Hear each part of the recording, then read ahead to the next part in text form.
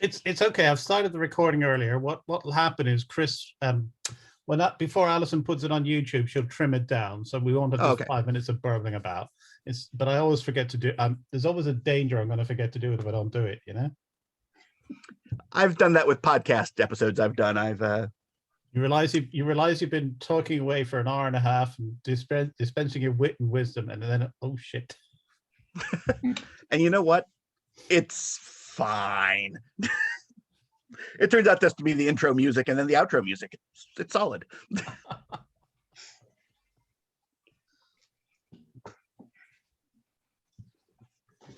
a little better angle. There we go. You're not going to see me, so that's fine. I will keep an eye on chat and Discord if anybody asks any questions, but I suspect because we left the audio on, people just talk to you. Cool.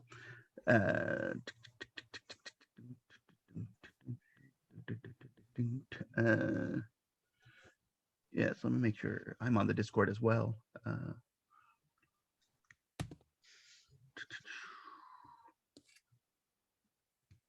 Yeah, I'm so bummed I didn't get to be here yesterday. I was really looking forward to it, and then life.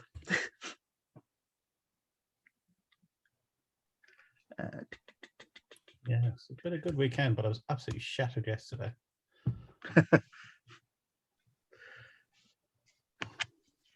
Yeah, sounds like you're describing a con. Kind of out of practice of this thing, though, aren't we? Yeah. It'll all be different next year. Unless the aliens land, which I expect.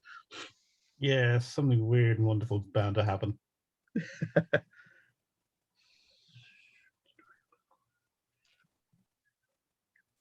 There we go.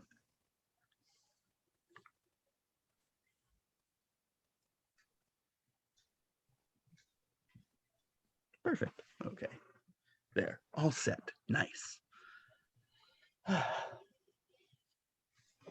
see. Any way to add visual interest to my shot? Probably not. There. Is there... What's behind? Oh, that's your cupboard behind you, isn't it? Yeah, that's my closet with all the art.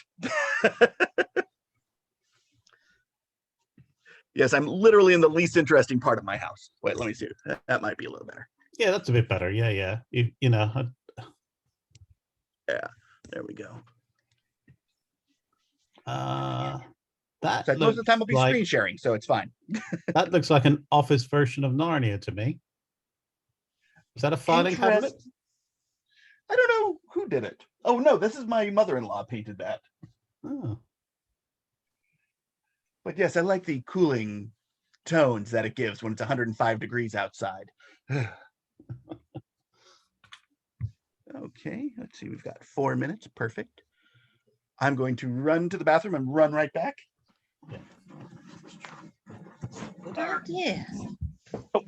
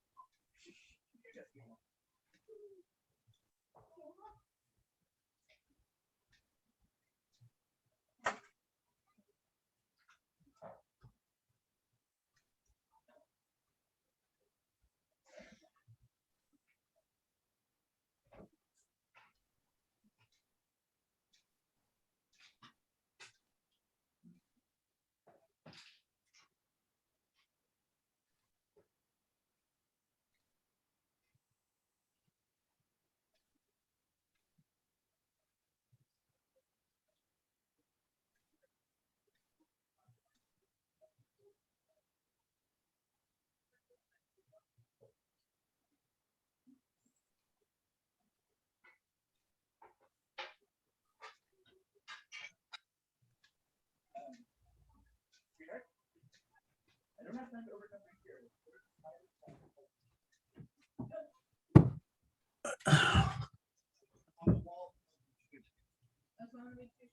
On the sidewall. No, it's actually right here. Slight change in the rules for this one. Please, you can have your audio on because Chris wants to talk to you during the item. Do we have to talk to him? No. Yes. But you see, that's the sort of personal interaction that we're looking for.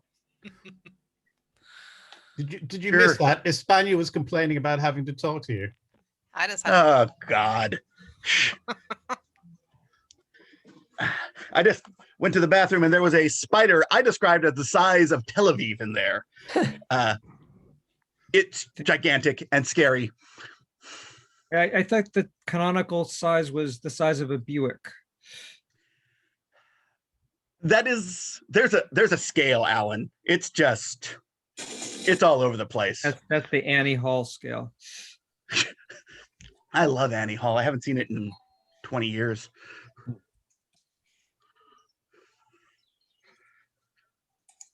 Okay, let me make sure I'm all set up. Yes. We've still got a minute.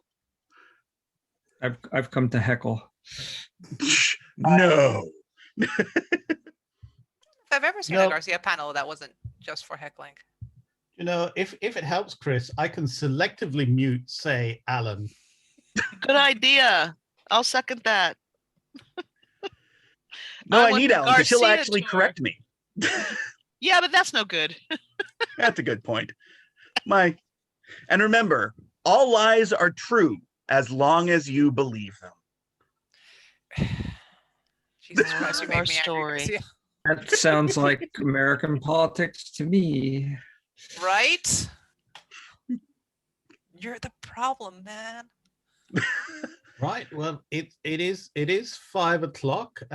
Just to reiterate, you can have your audio on, but stop your video, please. And Chris, take it away. Hey, everybody. You all know who I am. I'm Chris Garcia.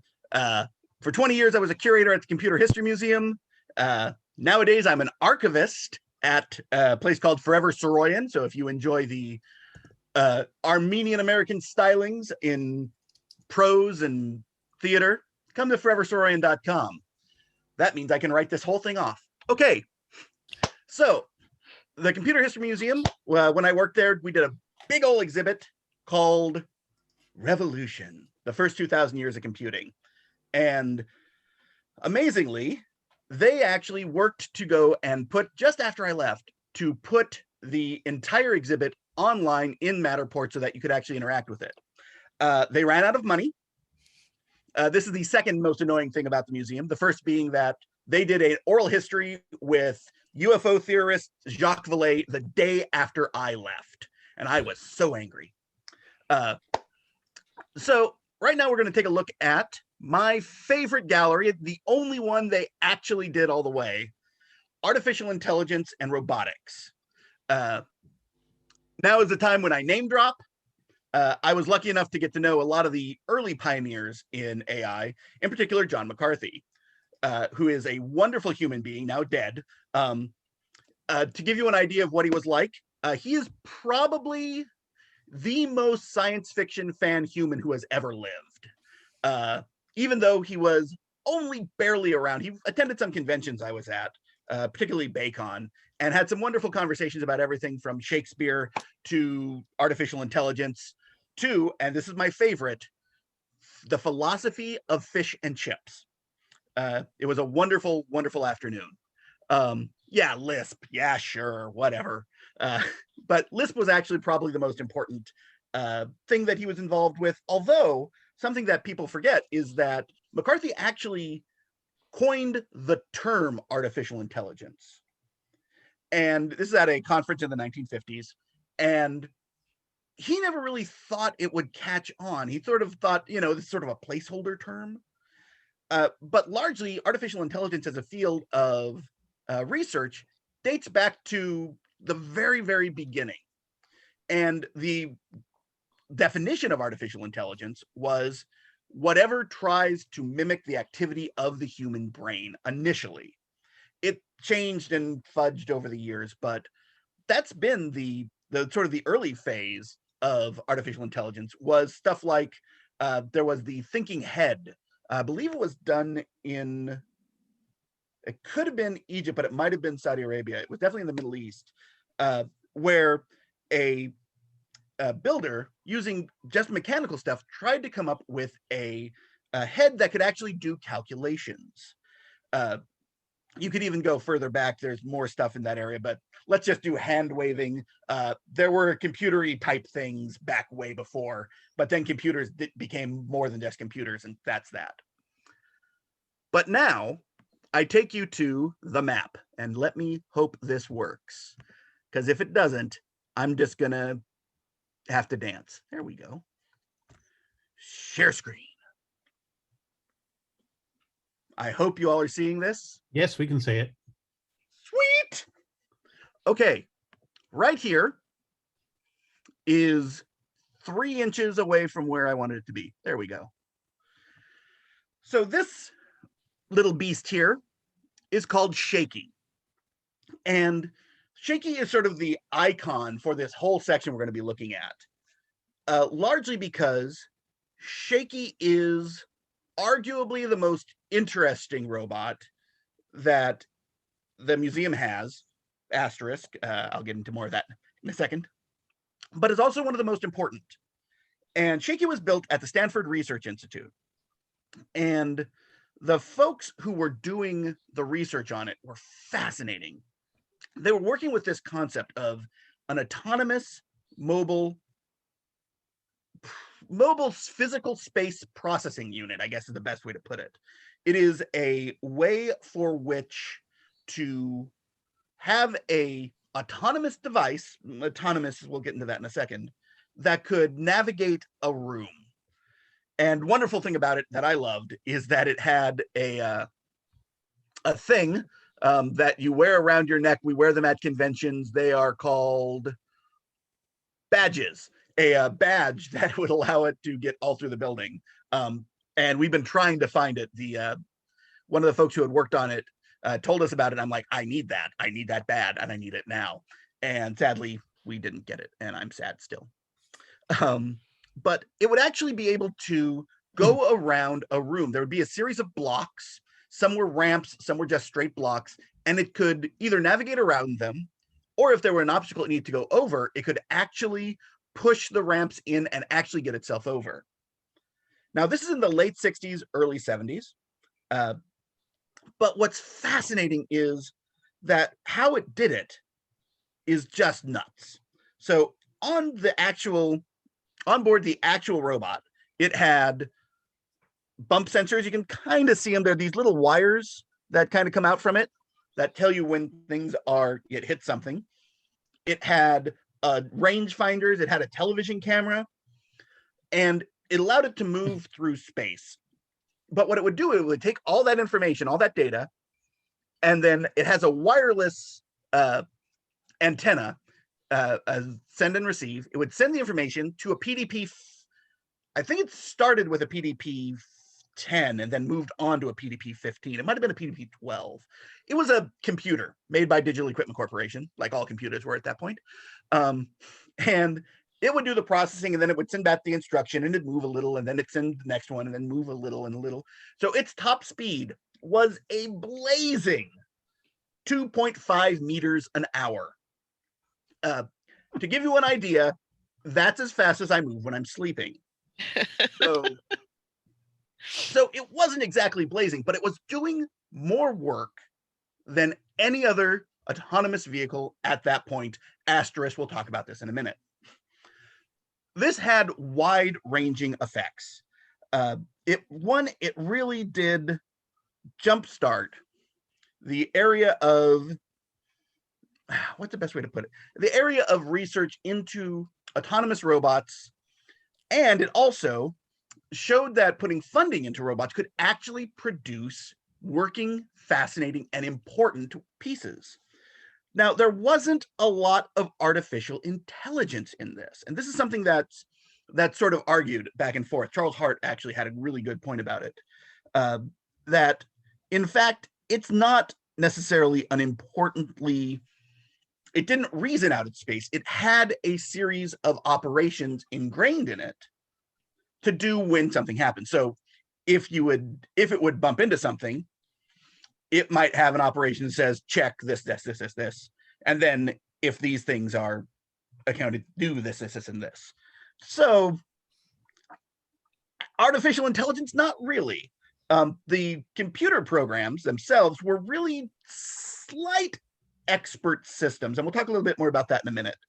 But this robot was completed in 1972 and did a lot of fun little work, which I adore.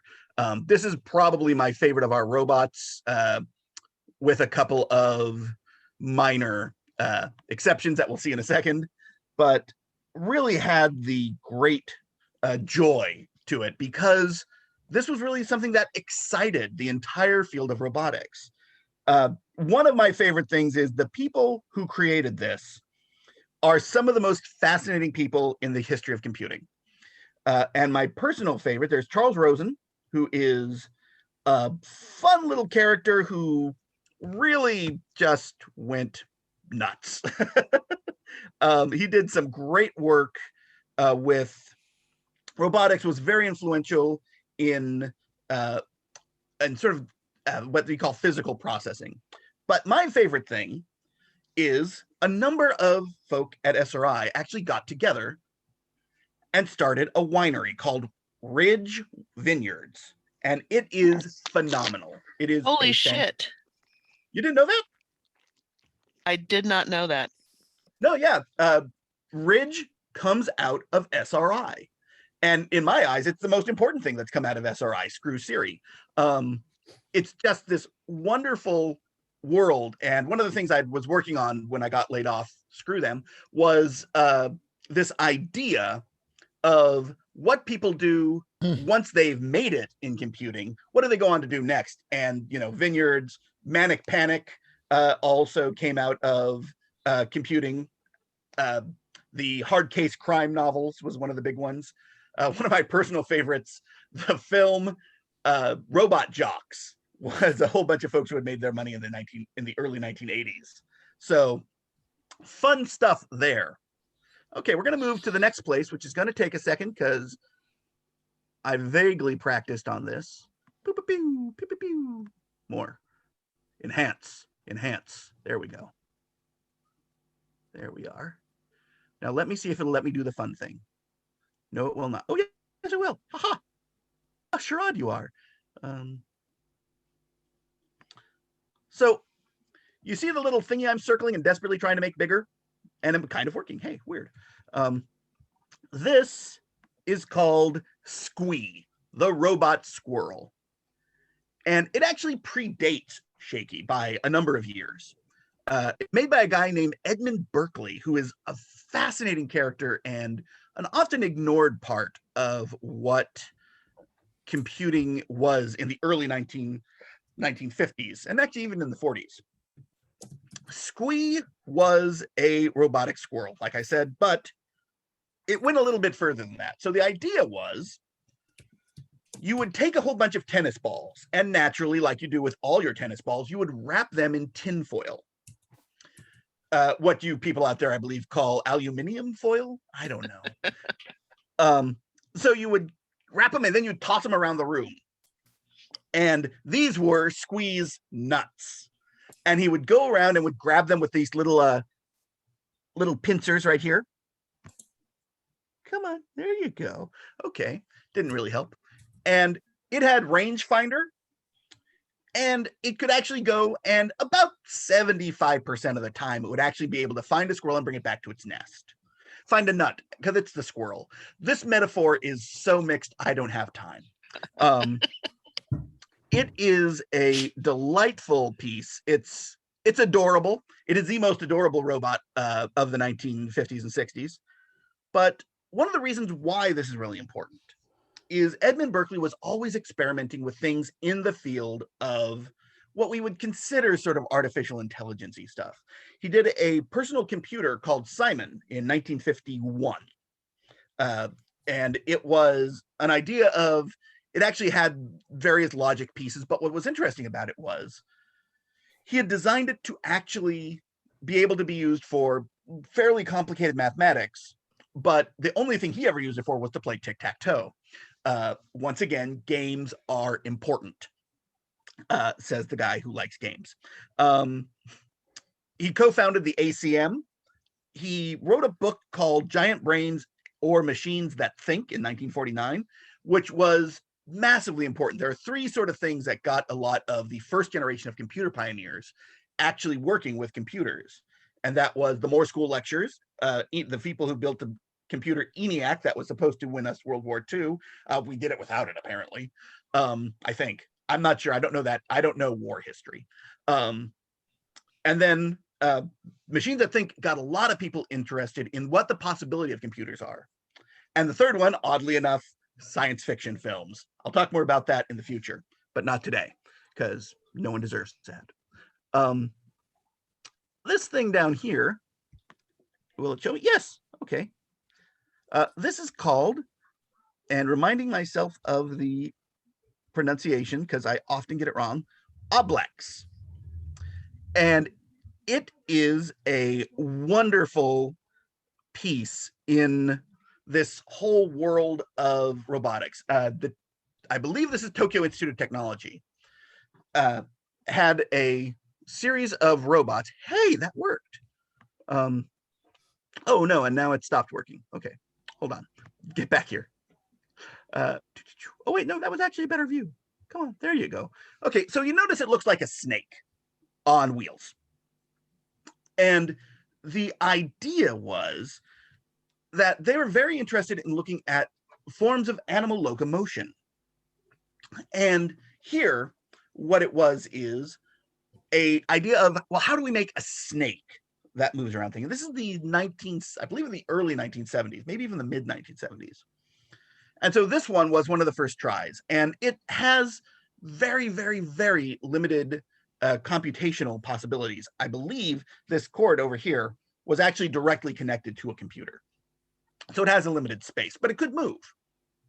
So that was sort of a good thing, I guess. What happened, though, is that very quickly several things were realized. And one of them was that it is not a great idea to have little tiny wheels because very easily they get sort of caught up. And what would often happen is it would, as it was moving, and it sort of turns like this. Well, often it would jackknife. And the video of this is actually really fun to watch. It's a little faster than Shaky was. It was about maybe 5-6 meters an hour. But there's very, very little footage of it today, which makes me sad because I like things. The whole process, though, started to move into other things. Of course, one of my favorites is another, they call it the inchworm version, which it would sort of accordion in and out and then turn and twist so that it could actually move across pretty crowded fields.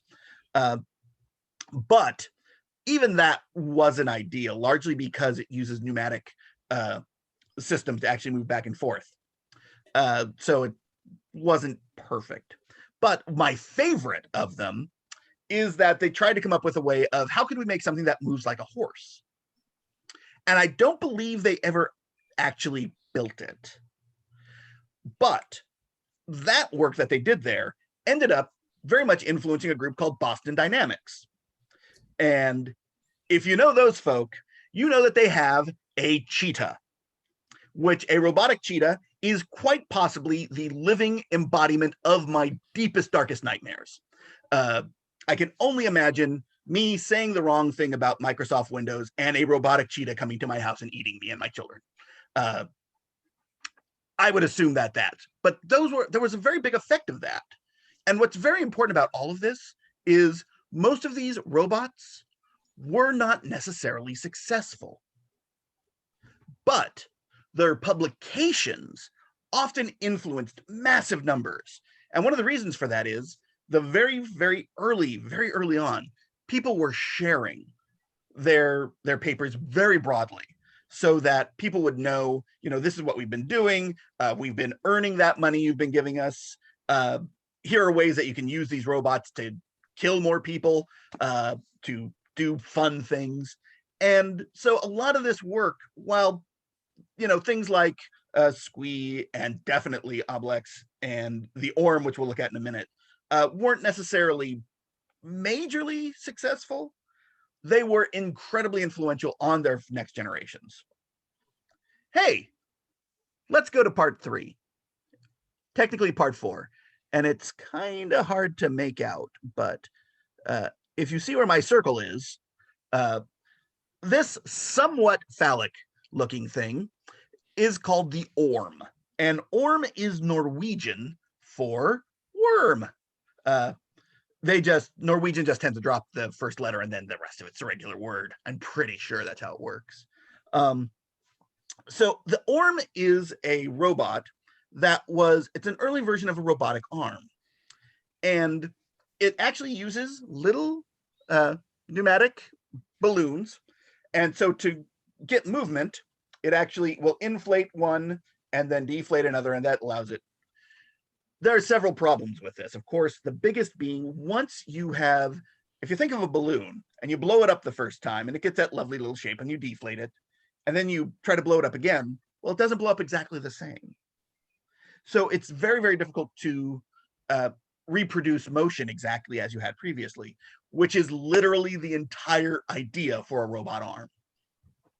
But this was one of the very first applications of a computer-controlled arm. Hugely important. And if you look down here, you can see the little, that's as close as it'll get. Right in there is all of the air tubes that go in. Really a fun arm. Didn't work particularly well. We like to measure how long between failures. And in the supercomputer world, it's 8 hours processing time between failures is considered a success. This is probably about an hour, 2 hours between failures. There's a wonderful oral history about this. I think it's been published that really looks at how it was made and what it led to. And spoilers, it led to a lot. We're going to go up here. Okay, I'm going to zoom out a little. Hey, it lets me zoom out. One of the things that was, oh, come on. Out. Minus? No, it won't do it. Okay, that's fine. Everything's fine. There are no major problems. One of the things about early autonomous or semi-autonomous vehicles was the integration of multiple types of sensors. And this is the Stanford cart that I'm pointing at right here. And its idea was that it would be able to follow a line in the road. And to do so, it had to have several types of sensors. You can see the little television camera there, right there. There are a couple of sensors underneath that actually allows it to follow the line in the road. Little speed regulation unit over here. And it was also autonomous. So there's very little logic built into the actual platform. But of course, it could wire the information back. I believe this started with the PDP-6 at the Stanford AI Lab sale. And then it moved on to the PDP-10. And I think eventually it had a dedicated PDP-12. But it would send the information back and forth, and it would move a little, and then back and forth, and move a little, back and forth, and move a little. So it also had about 3 to 4 meters an hour top speed. What's wonderful is if you can see videos of this and Shaky, it looks like they're moving at a relatively regular pace. The one thing that does give it away is on the Shaky, the most famous Shaky film, which is on the YouTubes. You see the clock hands just going because it was moving so slowly. This is really important for a number of reasons. One, the folks who worked on this would go on to work on a lot of mobile platforms, including the early Mars rovers, which were really phenomenally awesome. And they would also end up having one very important patent, which gets cited over and over and over again. And it was actually for the integration of a television camera and a sensor system underneath. And that actually has ended up being one of the more important of the sale patents. Okay, we're going to go down here. This little guy. Okay, come on. Here we go. Okay. So this one right here, where I am pointing now, and there's a little circle.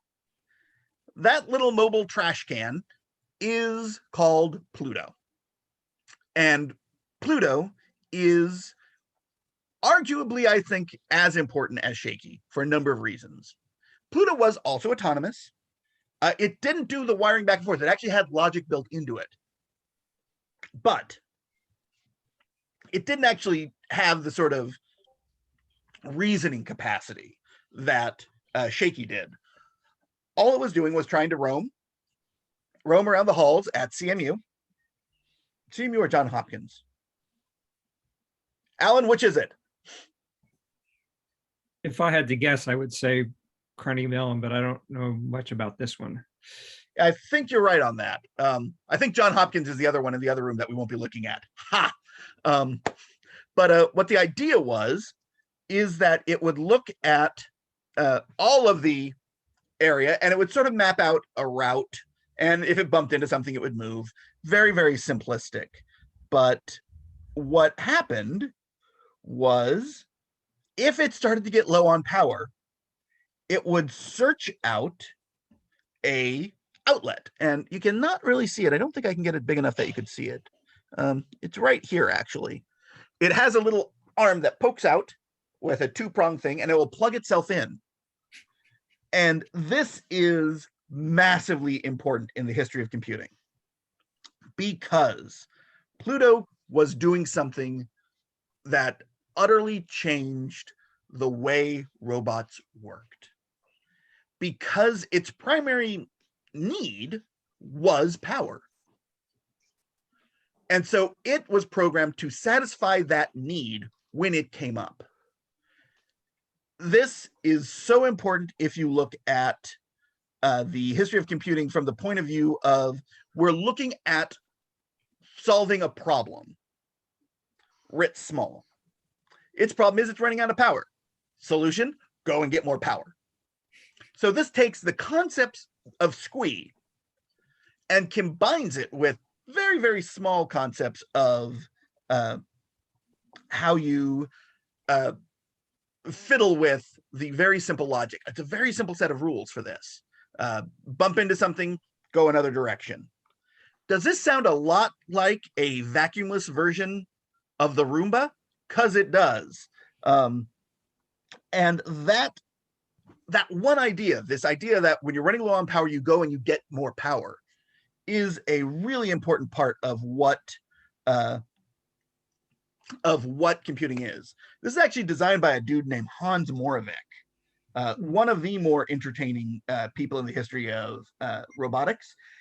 He was, and is actually, I think he's still alive, which is weird because everyone I talk about is usually dead. He is, a major figure in the history of not only autonomous, but in development of arms, in how the sort of ideas of the physical nuts and bolts of robotics happened. And if you look at his patent library, it's amazing. He's got things in all sorts of different areas of robotics that really make him one of the most seminal figures. This little thing is called Biper. And well, let me get bigger, but Biper is a bipedal walker. And the idea was to mimic human walking. And there are actually 5 steps. I think this is Biper 4. And so the first one wasn't great. It was an attempt to just have 2 little like legs with like tiny little round things on the bottom, and it could move back and forth. It was very, very jumpy. 2 was slightly better. 3 was slightly better still, but still very much no knees. I think on 3 they added ankle joints, but on none of the ones before. But 4, this one here, they made a massive leap forward. They added knees and ankles, and it could walk, but it was highly unsteady. So what you can't see, because I very cleverly put the label in front of them, are these long, about 6-inch long ski-like feet, which allowed it to balance, because it actually had good side balance. It was front, so what would often happen, it would take a couple steps and then wham, like right into the floor, which I assume was humorous as hell. But Biper was really important as another step in coming towards what would become the thing that we like to talk about, aka robotics. I think one of the more fascinating parts of the robotics part here is that this one is always small failures, but this one was a incremental failure. And the Viper program still goes today, well, at least as of 2019. They're still attempting to accurately repredict human motion in a robot. And we have things like Asimo, which is the Honda robot, and we have other things that are human-like and walk. But Viper is trying to actually get more nuance to it. If you've ever watched Asimo walk, it's a very unusual walking method. It's very effective, but very, very unhuman-like. You will never, if I were to put a skin suit on Asimo, which highly possible, let's face it. If anyone's going to do it, it's me. It wouldn't look like a person walking. It would literally look like the Bigfoot from the Patterson-Gimlin film. But at the same time, it is different enough from human walking that it's effective. So one of the theories that I believe this is also Tokyo Institute of Technology. One of the big questions isn't necessarily how can we make robots that walk like humans? It's how the hell do humans walk? Okay, now we're going to get away from the sort of the theoreticals into the hard, let's make some money stuff. And this one is a Puma robot. It's a type of robot arm that is very, very widely used in the world of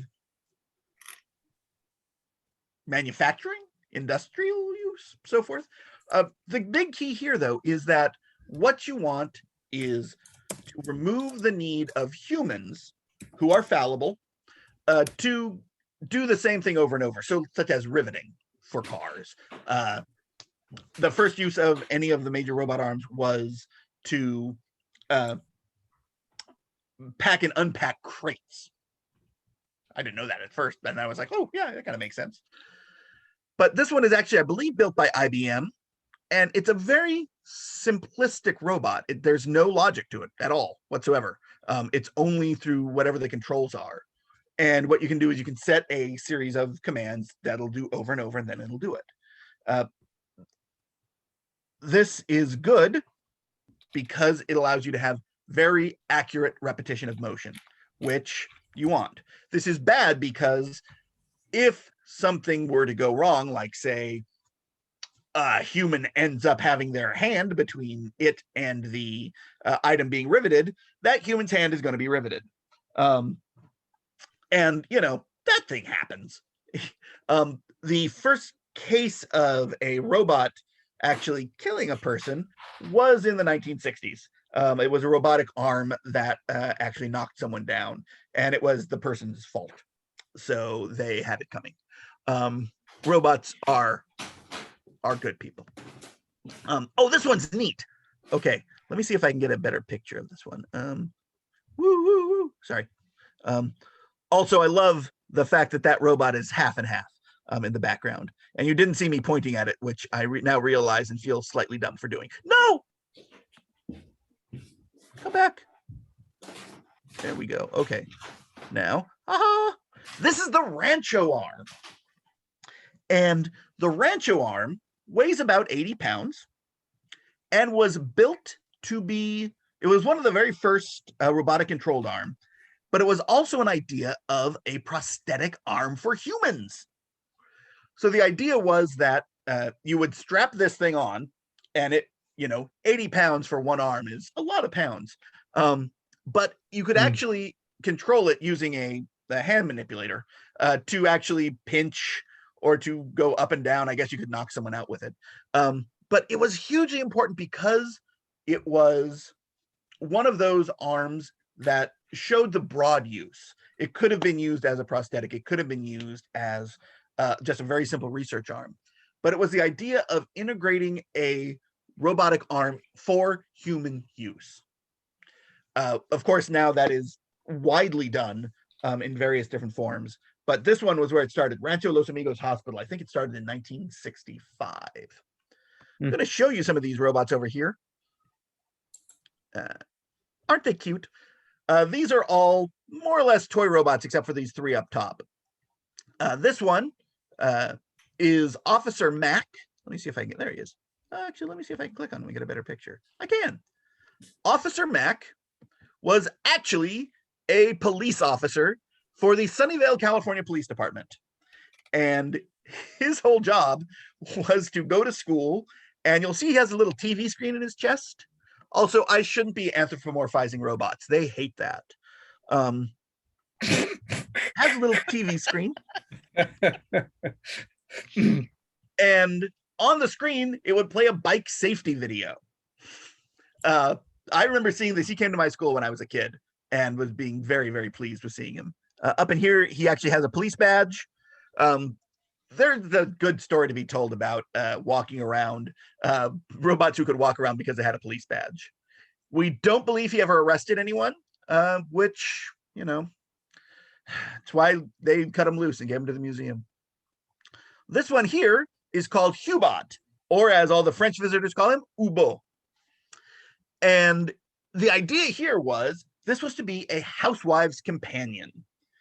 And this might have been the first robot that was ever featured in an advertisement. There's actually an advertisement for Hubot. And again, television screen, so you could watch literally on the screen in the ad is a soap opera. Down here, there's a radio tuner. There's a built-in Atari 2600. All sorts of just fun little stuff here. And the idea for the 2600 was actually really interesting. The idea was you would have your programs on one of the cartridges and you would plug it in and that would do what you wanted it to do. We don't know how many, if any, sold. This one came right off the assembly line to the museum back when we were still in Boston. But it was a very interesting idea, this idea of robot as companion. Right here, this one. Yeah, there we go. Okay. Right here, though, is the one I really want to show. The most complicated and successful voice synthesis system ever created up until its invention was the Furby. The philosophy behind the Furby is incredible. You actually train the Furby's speech sensors, more or less, with your voice, and it has sort of a series of feedbacks that it gives. So every Furby, once you've spoken with it and such, will form its own language. Think about how insane that is. Robotics and AI had been working on speech synthesis since the 1950s. And yet in the 90s, some chuckleheads came up with a way of installing all of that logic into a little furry thing that was the Christmas hit of the year. What's even funnier is, so you could train your Furby on your voice and it gets its feedbacks. It's Furbish, as they call it. Your best friend could do it to theirs and they will have their Furbish. You could have those two talk to each other. And they'll form a new Furbish. Technically, I believe that is a Creole. But if you have that Furbish and another Furbish talk to each other, I believe it becomes a patois. This is 1997-ish? Yeah, 97-ish. It says on the label, but I can't read the label because I'm blind. But yeah, this is a huge step forward. And it actually required a whole bunch of research. And to this day, it is one of the greatest voice acquisition systems ever. There is also, about the same time, a system called Emily Howell. And Emily Howell is, what's the best way to put it? Emily Howell is a system that is designed to compose music, to compose literature, to compose art. Also, it's very, very broad. But what Emily Howell does is you interact with it. And synthesizes that into a series of connections that allows it to learn your language. So if instead of saying the, you said blork, it would believe that blork was the word for the, and then would use it appropriately. And the funny thing is, if you switch between the two, it'll actually make the connection that the two actually are connected. Fascinating. It's done by a guy named David Cope, who's a wonderful human being, a massive sci-fi nerd, and I love him for it. He has a room full of wind chimes. This is in Santa Cruz, California. Probably 200, 300 wind chimes in this room. And behind them on the walls are his drawings for radio telescopes. He's also a great composer and just a great guy. We do have tons of speech recognition systems all throughout the museum, mostly not in this section, though. We actually have it in section over here, down this way. Oh, thank you. Over in this area, there's a whole section on speech systems and peripherals and other fun stuff that if you're ever in Mountain View, California, do go, because it's a wonderful little place. We're going to go away from robots for a second to one of the better afternoons I ever had at work. And this thing right here, oh, shaky again. This is Deep Blue. And what Deep Blue is really important in is, one, it technically became the world chess champion by beating Garry Kasparov, who, let's face it, he lost us superiority. And the robots are now our betters in all forms. But Deep Blue played a famous series of chess matches with Garry Kasparov and won. And Kasparov was fuming. He hated the fact that he lost, which understandable. He's a chess guy. But he said that he felt as if humans were feeding information into the machine to actually combat his play. Now, on one hand, he is right, because one thing that was programmed into Deep Blue was the history of chess, all the sort of the known gambits, the lesser known gambits, theories that people had come up with. But honestly, what Deep Blue was more than anything was a fast computer. It didn't really have artificial intelligence to a degree. It was just able to process very simple steps. So what you would see is you would have your open, and it could respond to your opening. Now here it would probably just go to an opening table, but in theory, it could go through very quickly and look through every possibility of what would happen if you did every single move. And it did this by having one processor focus on each square and then work backwards, outwards, upwards. So massive amounts of speed going on. One of the reasons that works is that it takes away what major chess champions have, and that is there is a human element to chess. And there's a really good story about Bobby Fischer and Spassky. Yeah, I think that's his name. Where when they were playing, they eventually became Spassky playing against Fischer, while Fischer was playing against Spassky's positioning. And the difference there is very important. It's like in poker when they say, we're not playing against, you're not playing cards, you're playing against your other players. But this case, you couldn't do that.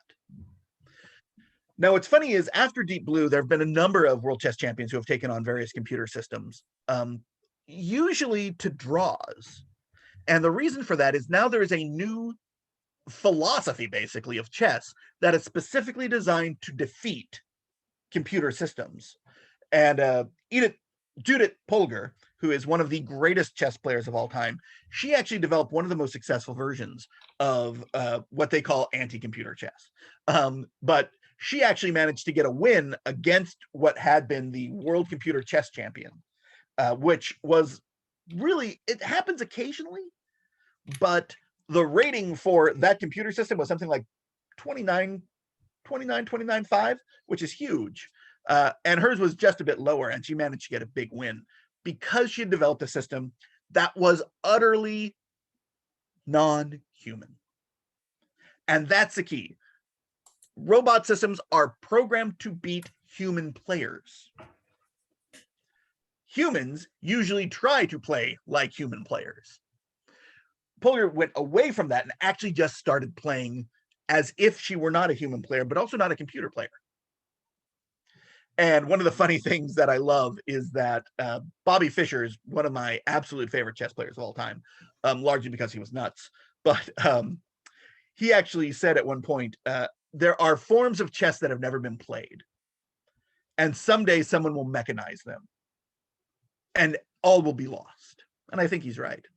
Of course, it became very important that now that you can do things super fast, and you don't have to have all this artificial intelligence stuff, the other games that were considered impossible, things like my personal favorite Go, Shogi also is very difficult to actually master, apparently, were all really very quickly fell. I think by 2017, there was not a world champion level computer system for any game, which, you know, crazy.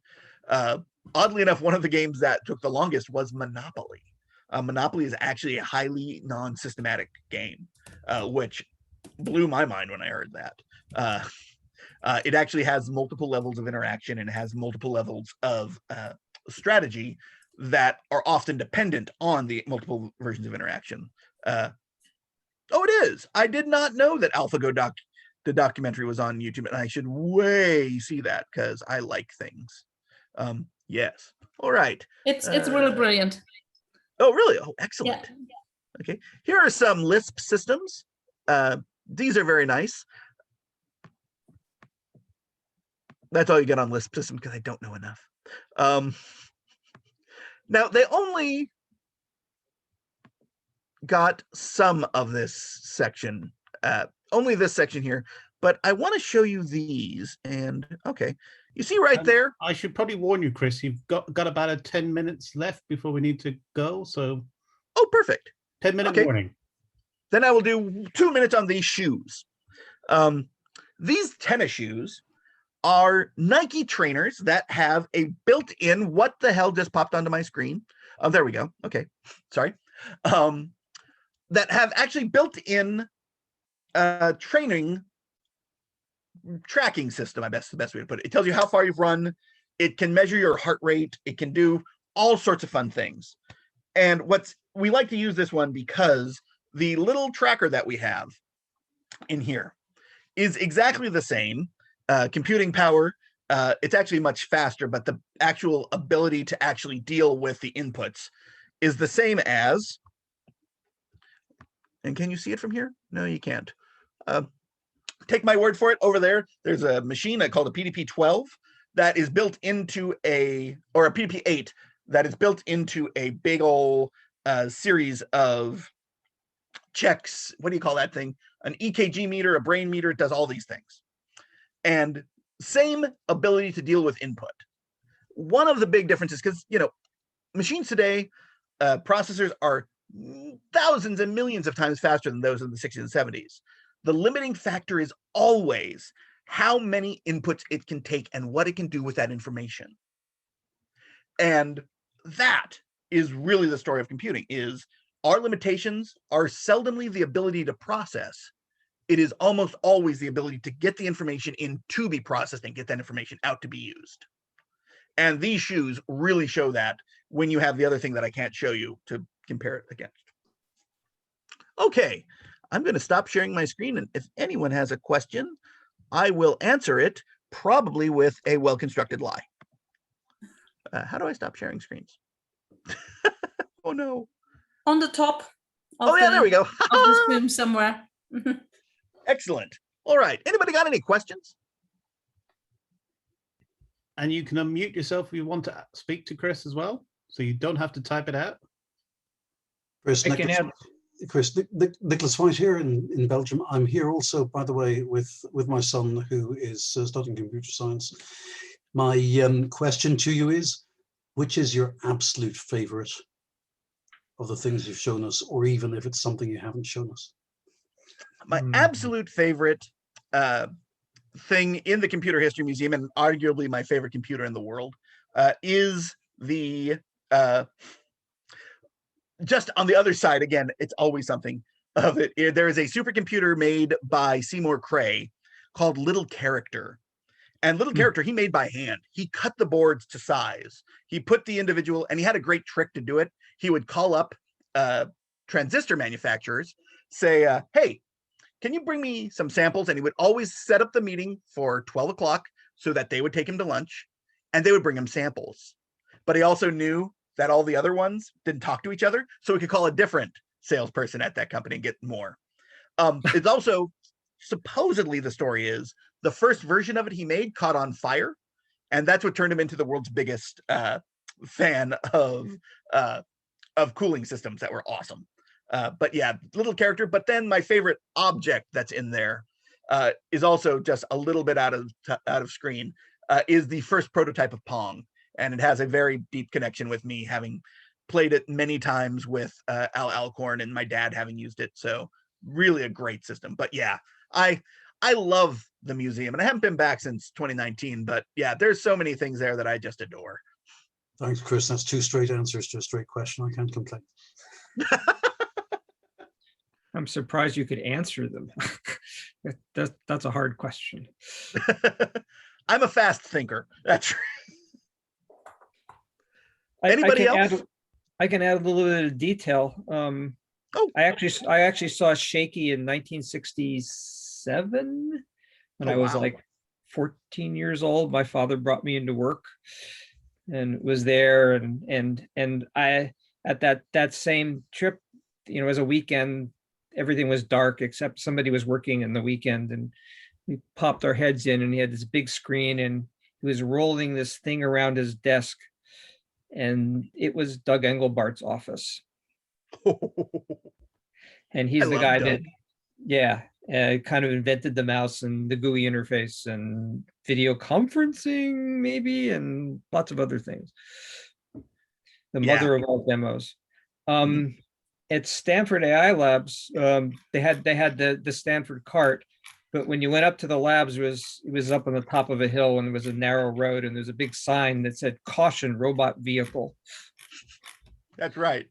And inside the labs, there was a robot arm, the Scheinman arm, in the big cage, because it used hydraulics, and they didn't want it to smash anyone's head open, so you couldn't get it. You couldn't get close to it. The arm would cause the room to shake, if I remember Vic telling me. Yeah. Yeah, and Alan knows way more about all of this than I do. It was only my job. You've actually been around. Yeah, well, you know John McCarthy better than I do, and I kind of work for him. Really? Oh, I didn't know that. No, I worked at, the reason I know all this stuff about the AI Labs is because I worked there for a summer. Were you there while they still had CCRMA? Yes, actually. And what's his name? Smith. Yeah, he had his own little dark room doing music stuff. Nice. Oh, what's so many things to talk about. What's CCRMA? It's the Center for Computing in Music and Art, and Recording, Music and Audiology. Yeah, something like that. Yeah, it's basically their big music and audio research area. It's one of sort of four that are really, really important. There's that one. There's one at Illinois. There's one in France that I can never remember what it's called. And there's one in England that are all super important centers for the study of computer music. Yeah, CCRMA. There you go. It usually goes by Karma, but I'm acoustics. That's again, people are smarter than me.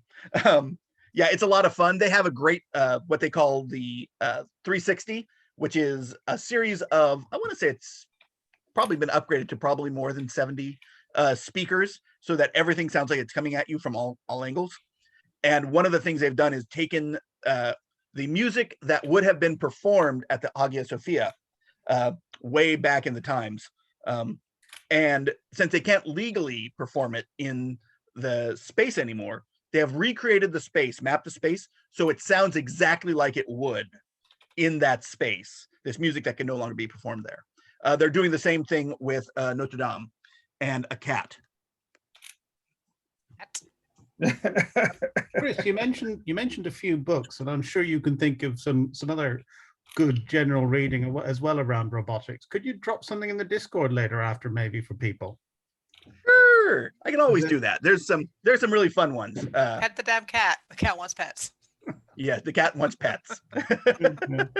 There's a Discord for just this program item, so you could drop in a few books and people can pick it up from there. I will do that. But hey, I think we're about out of time, aren't we? We are, and I want to thank you very much. That was fascinating. I will stop recording, and there you go. Oh no, wrong button.